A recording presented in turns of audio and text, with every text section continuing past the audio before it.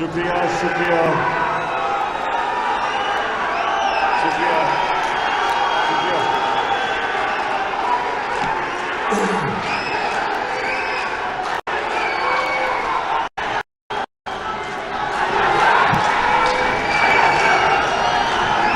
बिस्मिल्लाहिर्रहमानिर्रहीम। वइय्याका नस्तईन। अच्छा, खामोशी। शुक्रिया शुक्रिया, खामोशी।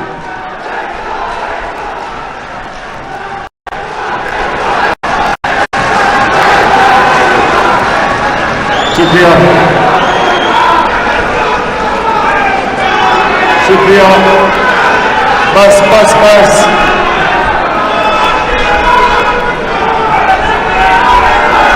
बस शुक्रिया शुक्रिया।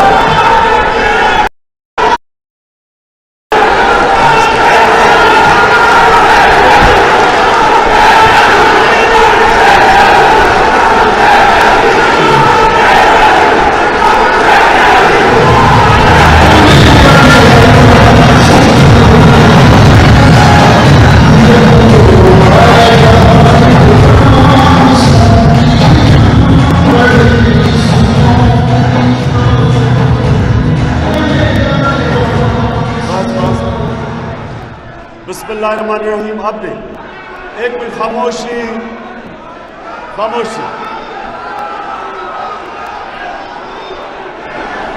खामोशी। अच्छा जी, मैं आज आपके पास खास आया हूं आपकी तैयारी करवाने के लिए। इसलिए बस अब आपने मेरी बात सुननी है, क्योंकि ये जरूरी है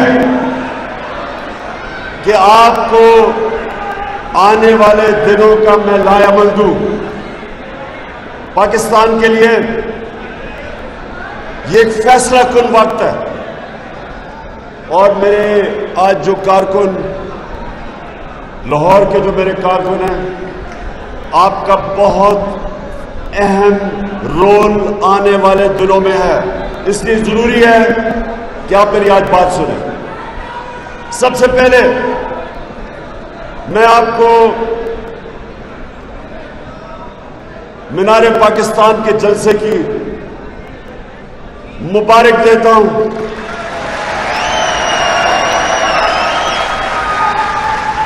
मैंने अपने 26 सालों में मैंने कभी इतना बड़ा जलसा नहीं देखा जो मीनार पाकिस्तान में।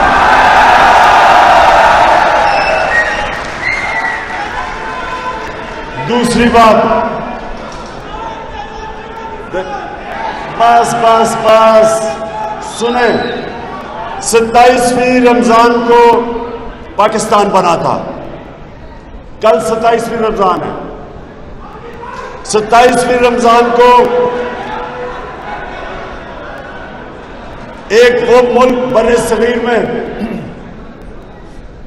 वो मुल्क बना था जिसका नारा था पाकिस्तान का मतलब क्या। तो कल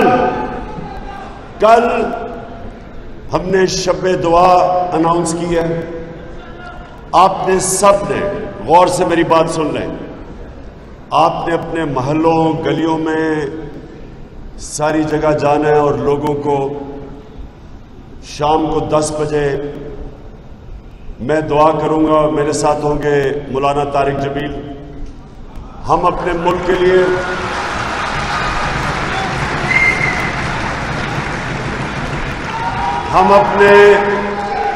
की हकीकी आज़ादी के लिए दुआ करेंगे।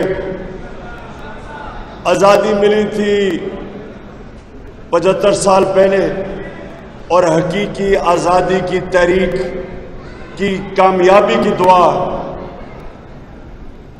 मौलाना तारिक जमील के साथ हम करेंगे। कल सारे पाकिस्तान के अंदर हर इलाकों में, हर जिले में मैं अपनी तंजीमों को कह चुका हूं कि वो सारे टेलीविजन स्क्रीन्स के जरिए उस दुआ को 10 बजे आप सुनेंगे भी। और मैं चाहता हूं सब हम सारे पाकिस्तान में, और चाहे वो तहरीक इंसाफ के लोग हैं या नहीं है, मैं पाकिस्तानियों को कह रहा हूं, हम सब दुआ करेंगे अपने मुल्क की हकीकी आजादी के लिए।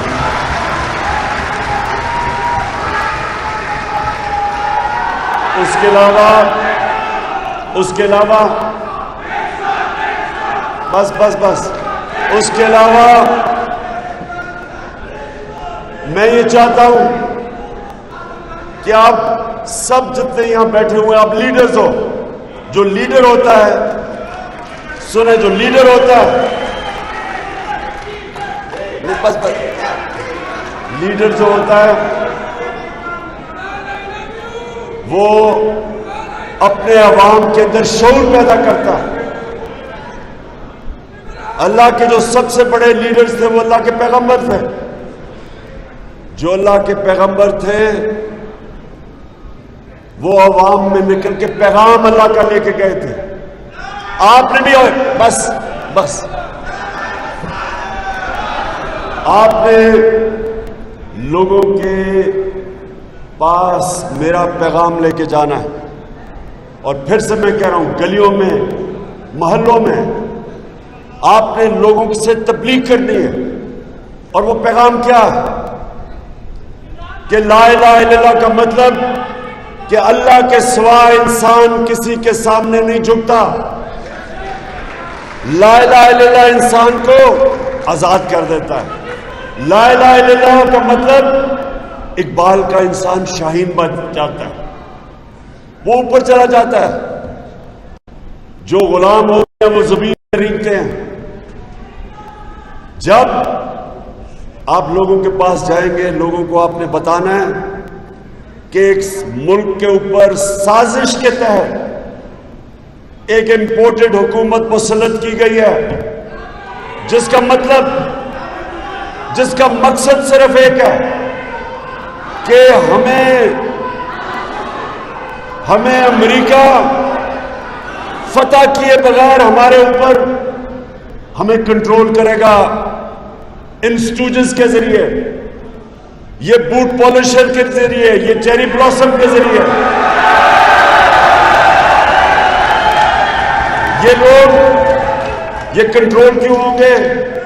क्योंकि इनका पैसा, इनकी जायदाद, बड़े बड़े महल्लात इनके मुल्क से बाहर हैं।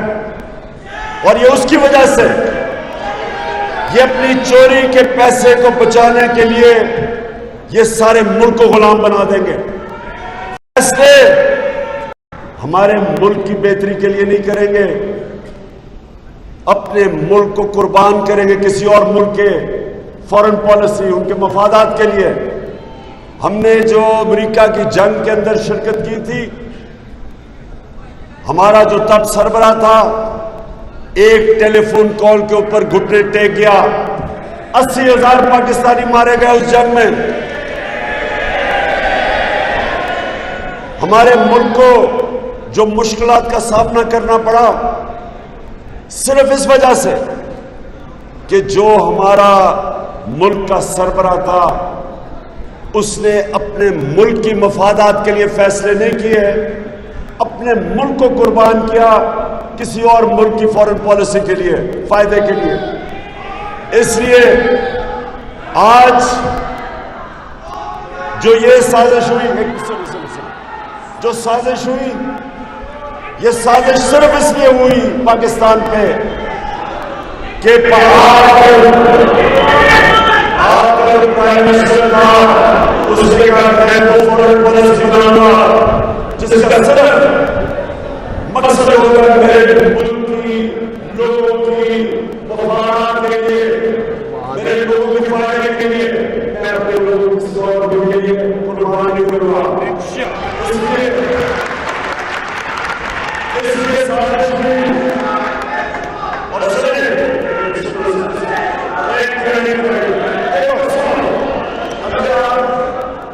मुझे तकलीफ नहीं करने देंगे, हमारे पास रहेंगे तो आप पैगाम कैसे नहीं कर रहे लोगों के पास?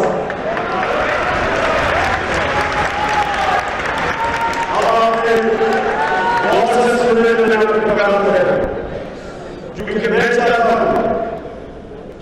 कि कम से कम 20 लाख लोग इस्लामाबाद में पहुंचे जब मैं कॉल कर रहा हूं।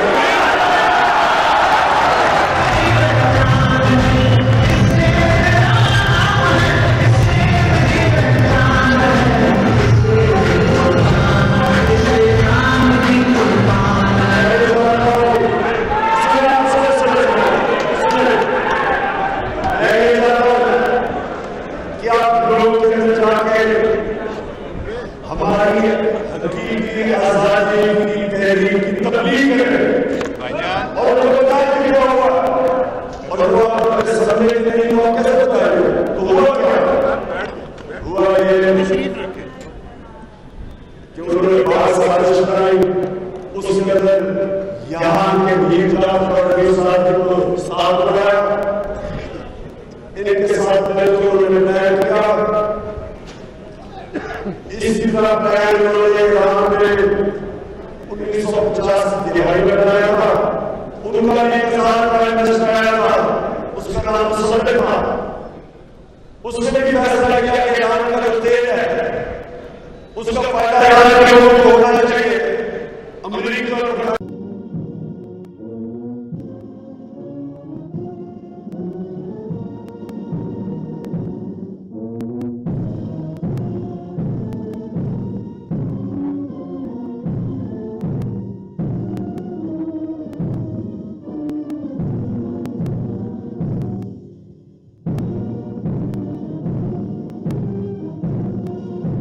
साथ, और वो प्लान क्या था?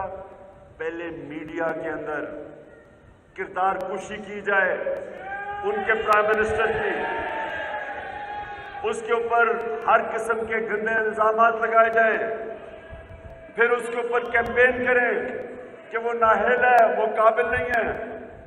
फिर उसकी जो मुसद्दक की अपनी पार्टी के लोग थे, जो पार्लियामेंटेरियंस, उनको रिश्वत दी, उनको तोड़ने की कोशिश की, लोटा बनाने की कोशिश की। फिर जो ऑपोजिशन पार्टीज थी उनको पैसा देके उनको सड़कों पे निकाला, लॉन्ग मार्च, इस तरह की चीजें करवाई। और फिर पूरी साजिश जब हो गई, फिर मुदाखलत हुई। तो यहां भी पहले साजिश हुई, पहले इन्होंने मीडिया के ऊपर पैसा चलाया। आपको पता होगा सारे मीडिया में कैंपेन चल रही है जी, इससे नाअहल हुकूमत नहीं है। ये हुकूमत की जो परफॉर्मेंस है, मेरे कारकुनों, आप जब लोगों के अंदर जाएंगे उनको बताएं कि ये पिछले जिस तरह का ये हमें मुल्क मिला था, जिसका दिवालिया निकाला हुआ था, जिसका सबसे बड़ा खसारा था, बैरूनी मुल्क का खसारा, जिसकी वजह से IMF के पास जाना पड़ा, 20 अरब डॉलर था। हमें बैंकरप्ट मुल्क छोड़ के गए, उसको संभाला, ऊपर से कोरोना आ गई। दुनिया तारीफ करती है कि वो 3 मुल्क थे जिन्होंने सबसे बेहतरीन तरीके से कोरोना का मुकाबला किया, वो पाकिस्तान था। उसमें से निकाला, और तीसरे साल में 5.6% हमारी मुल्क की ग्रोथ रेट हुई, यानी दौलत में इजाफा हुआ। और जो खसारा था, जो हमें ये तारीखी खसारा छोड़ के गए थे, 11 साल में पाकिस्तान का सबसे खसारा सबसे कम खसारा हमारे तीसरे साल में था। 11 सालों में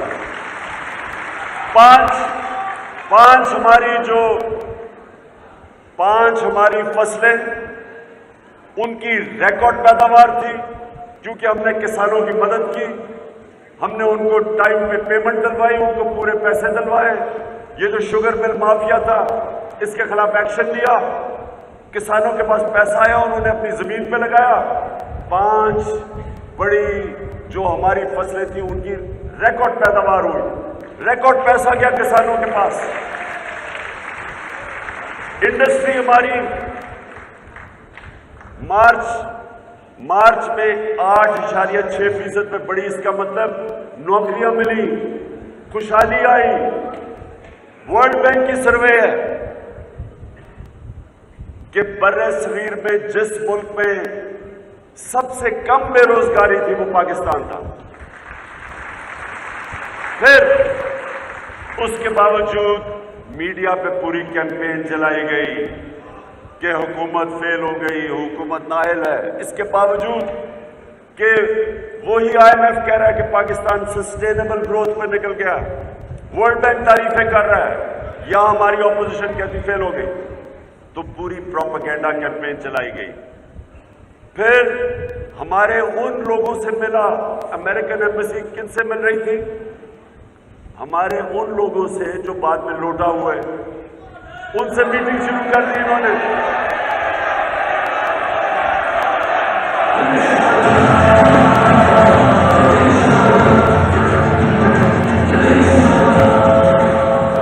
उनसे मीटिंग्स की है, सुने कभी सुना है? एम्बेसी में एक मिनट सुने, एम्बेसी में जब एम्बेसी के लोग मिलते हैं, वो किस लिए मिलते हैं? वो मिलते हैं, ओहो बस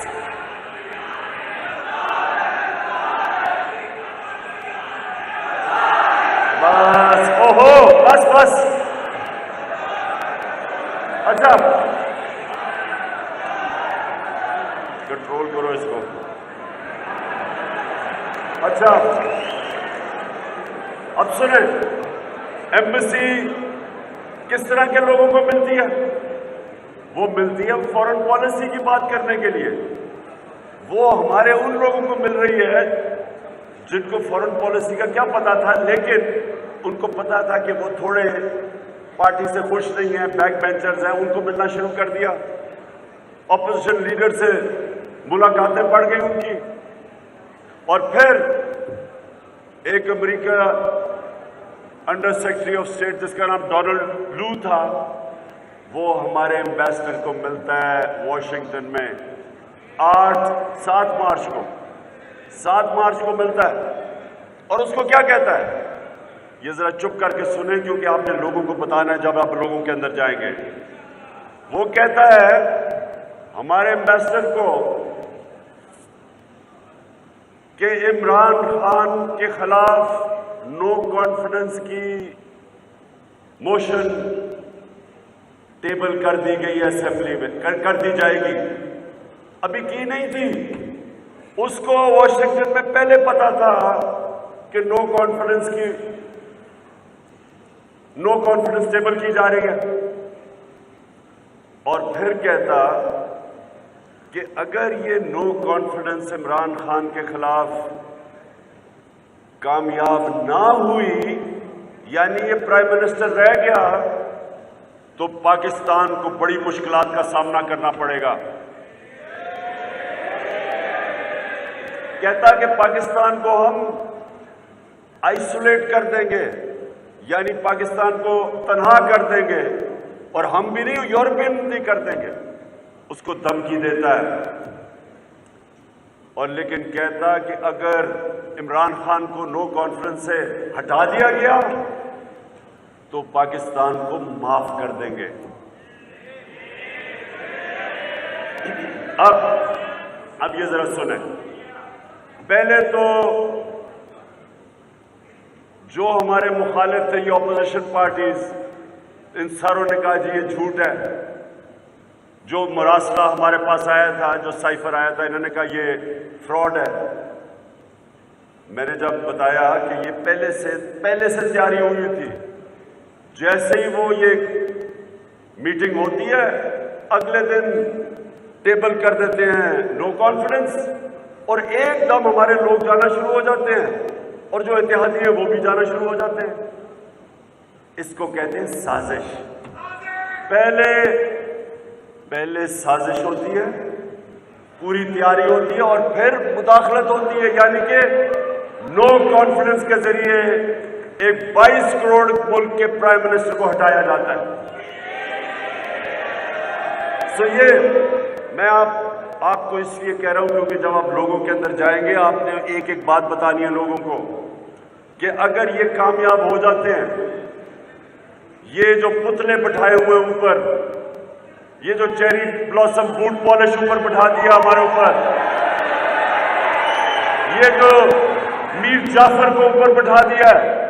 मीर जाफर वो आदमी था जिसने बंगाल में अंग्रेजों के साथ मिलकर सिराजुद्दौला जो मुसलमान वहां का गवर्नर था उसके खिलाफ साजिश करके बंगाल को अंग्रेजों का गुलाम बना दिया जाती मफादात के लिए। ये भी वही मीर जाफर है NRO 2 के लिए, क्योंकि अब इसको NRO मिल जाएगा, चोरी सारी इसकी और इसके सारे टब्बर की चोरी माफ हो जाएगी। उसके लिए ये पाकिस्तान को गुलाम बनाएगा। इसलिए आपने लोगों के पास जाना है और ये भी बताना है कि अगर ये कामयाब हो जाता है, कभी कोई पाकिस्तान का प्राइम मिनिस्टर आगे से किसी बैरूनी ताकत के खिलाफ जो धमकी मिलेगी वो खड़ा नहीं होगा, वो भी घुटने टेक देगा अपनी कुर्सी बचाने के लिए। ये मुल्क की हकीकी की आजादी की जंग है और आपने गली गली लोगों को बताना है कि ये कामयाब हो गया, आगे से ये मुल्क हमेशा गुलामी करेगा, क्योंकि ये सारे चोरों के जो खानदान हैं वो सारे गुलामी करेंगे, क्योंकि इनके अरबों डॉलर बाहर पड़े हुए हैं।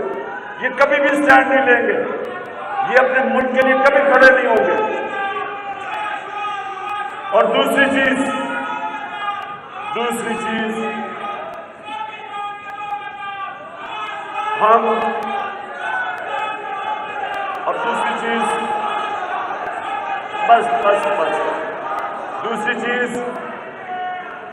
ये जो आपने बतानी है लोगों को कि ये वो दो खानदान हैं जिनके साथ डीजल भी मिला हुआ है।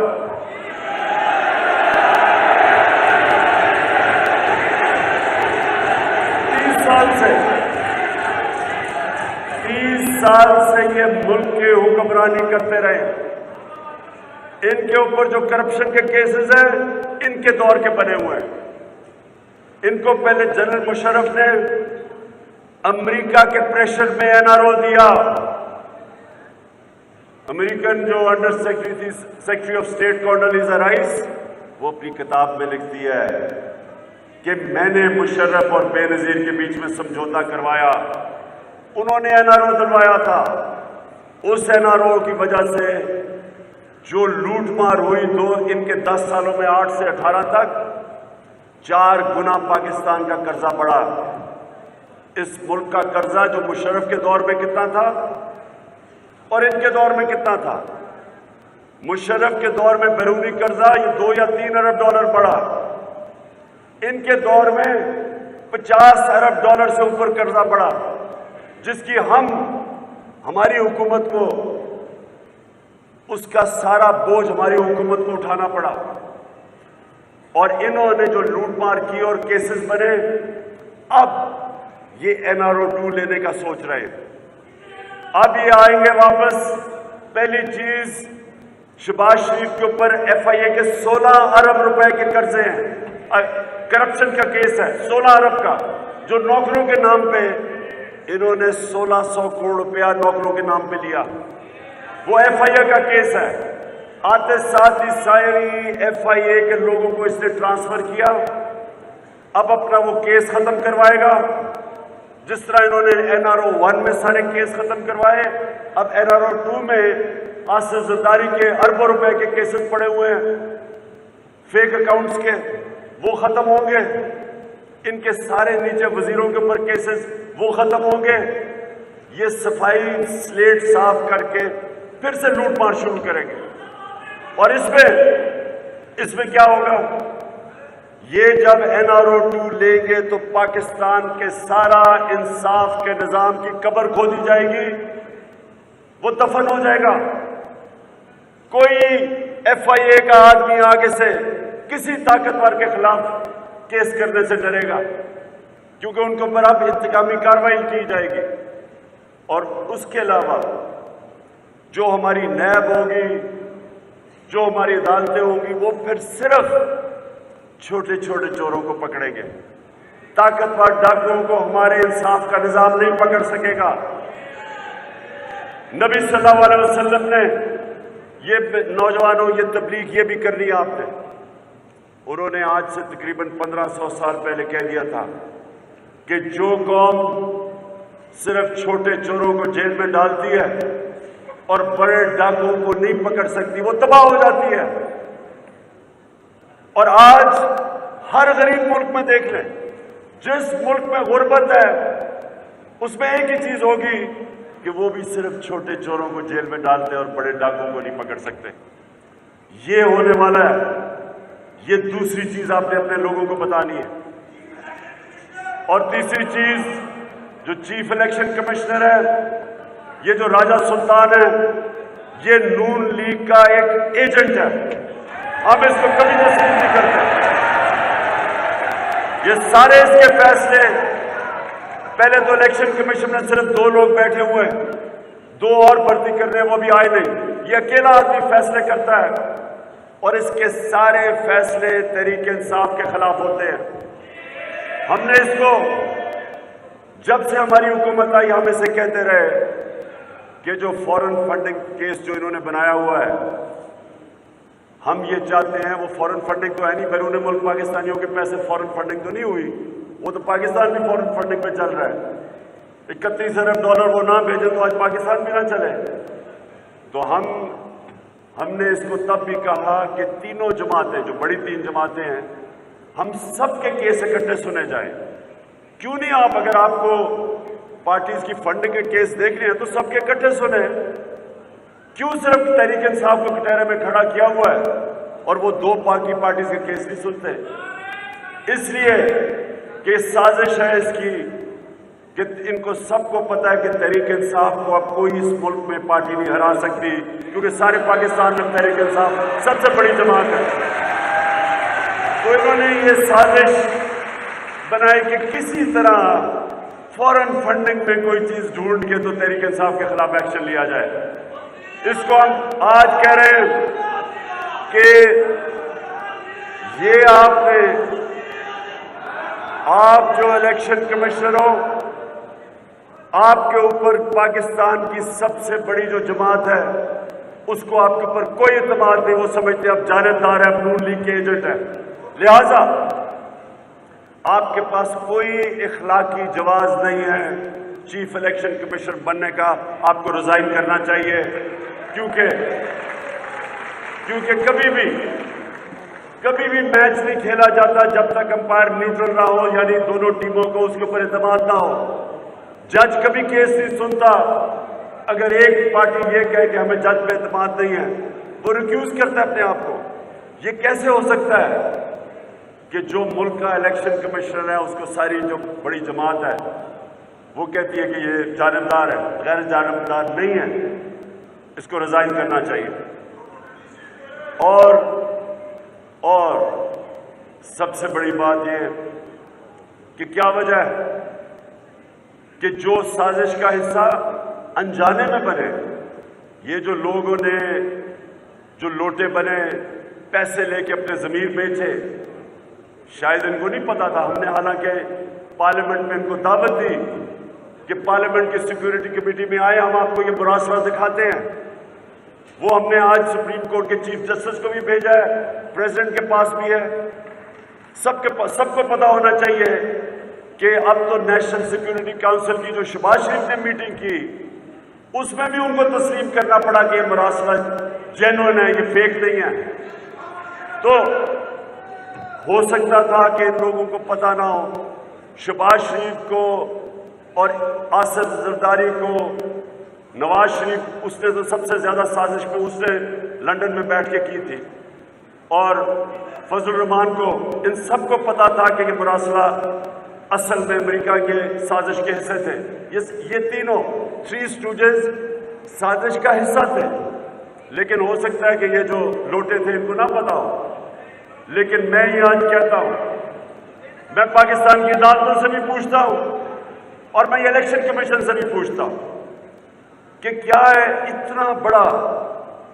इतनी बड़ी साजिश हुई पाकिस्तान से, और ये लोगों ने अपने जमीर बेचे, 20-20, 25 करोड़ रुपए के लेके इन्होंने इस साजिश का हिस्सा बने, गवर्नमेंट को गिराने में इन्होंने पूरा हिस्सा लिया।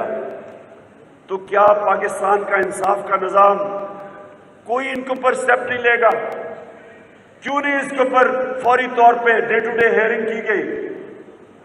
ये क्या हम मिसाल दे रहे हैं अपनी आने वाली नस्लों को, अपने बच्चों को क्या मिसाल दे रहे हैं कि पार्लियामेंट में वो लोग बैठे हुए हैं, ऐसे लोग हैं जो पैसे लेके अपने हल्के के लोगों से भी गद्दारी करते हैं, अपने मुल्क से भी करते हैं, अपने आइन से भी करते हैं, कानून की भी खिलाफ वर्जी करते हैं।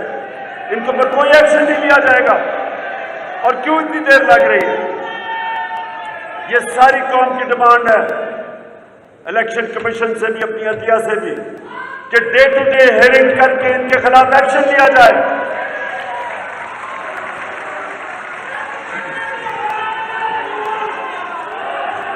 और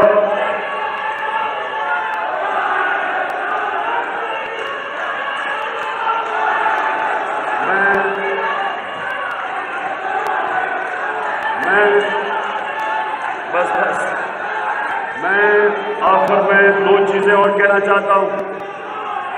मैं इसलिए चाहता हूं, आपकी सबकी जिम्मेदारी है, सुने, जिम्मेदारी है आपकी कि आपने कोई रेस्ट नहीं करना, आपने तबलीग करनी है, अपने इलाकों में जाना है। फिर से मैं कहता हूं, लोगों को आपने बेदार करना है, शऊर देना है कि पाकिस्तान इस फैसला कुन वक्त पे खड़ा है। सबने इस तहरीक में शिरकत करनी है। यह शिरकत है पाकिस्तान के मुस्तकबिल की। और मैं आप सबको आज ये कहना चाहता हूं कि आपके लिए कोई रेस्ट नहीं है। ईद वाले दिन भी, ईद भी मिले,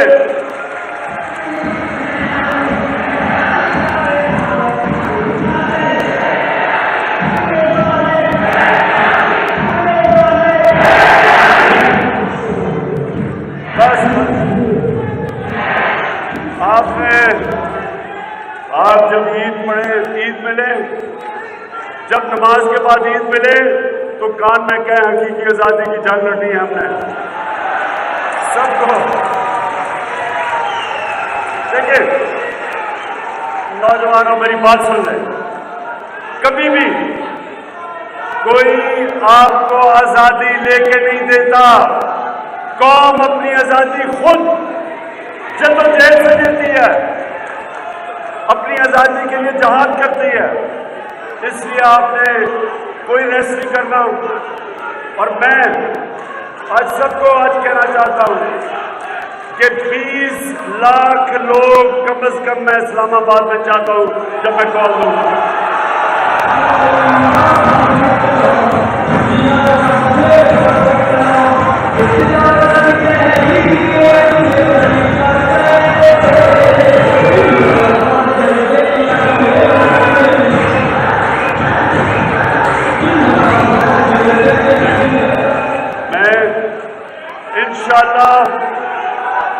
हर शहर जाऊंगा, पाकिस्तान हर शहर में जाऊंगा, अपने लोगों को तैयार करूंगा इस्लामाबाद के लिए। मैं परसों मुल्तान जा रहा हूं, ईद की छुट्टियों के बाद फिर मैं निकल जाऊंगा, सारे पाकिस्तान जाऊंगा, अपने लोगों को तैयार करूंगा इस हकीकी आजादी की जंग के लिए।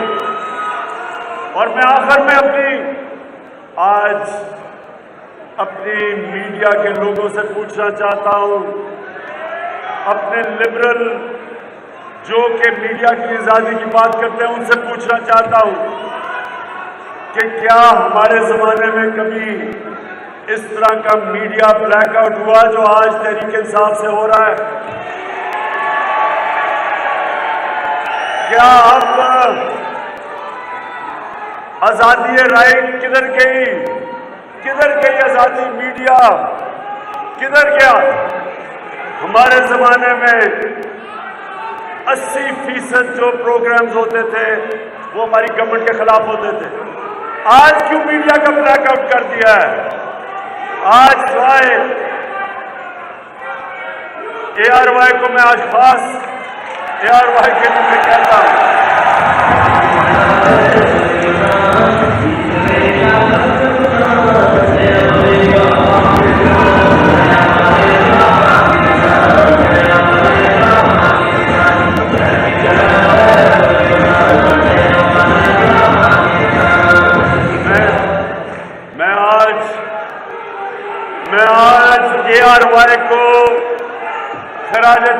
पेश करता हूं कि डट के खड़ा है यार हुआ है।